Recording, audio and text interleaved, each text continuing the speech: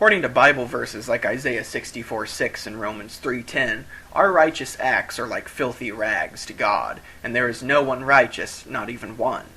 One major aspect of Christian theology, especially preserved in authors like Paul, holds that all humans are sinful fallen creatures and must rely on the grace of God through Jesus Christ in order to be saved.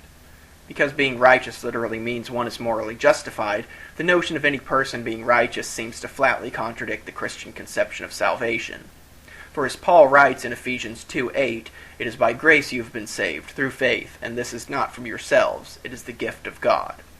To put it another way, the righteousness of God justifies human beings, but we ourselves are not righteous, since we have done nothing and can do nothing to deserve this so-called gift of God.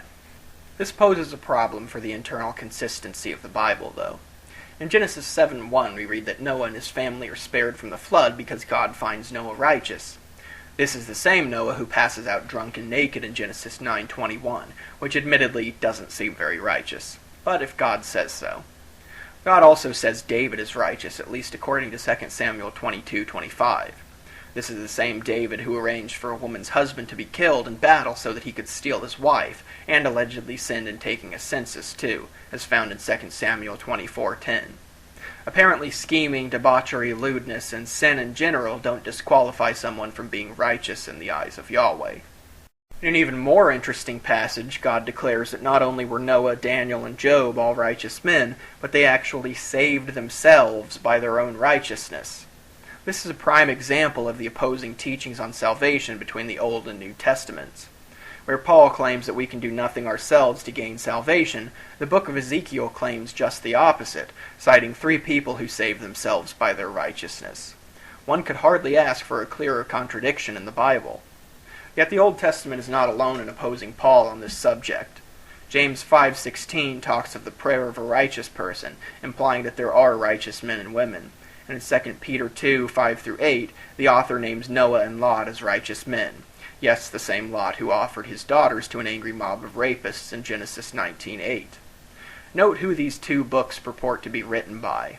In a previous video, I mentioned the conflicts in teaching between Paul and James, and as I've been learning from Robert Eisenman's fantastic book, James the Brother of Jesus, it is likely that Peter was closely affiliated with James, and dissensions to him presented in the Gospels are probably overwrites, due to how much Pauline language they put into Peter's mouth, among other things.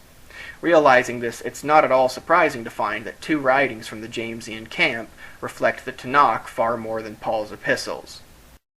Also on the subject of righteousness, it could be argued that part of moral justification for the Israelites included observance of the Hebrew law. However, Paul, our favorite destroyer of Jewish theology, says that if righteousness come by the law, then Christ is dead in vain. In other words, following the law does not make someone righteous. But in Luke 1:5-6, we hear of a priest named Zechariah and his wife Elizabeth, who were both righteous in the sight of God, observing all the Lord's commands and decrees blamelessly. If even one of the Gospels states that observing the law can make a person righteous, how mistaken is Paul's New Covenant replacement theology? Or maybe as a better question, how much of a twisted mess of variant opinions is the Bible overall?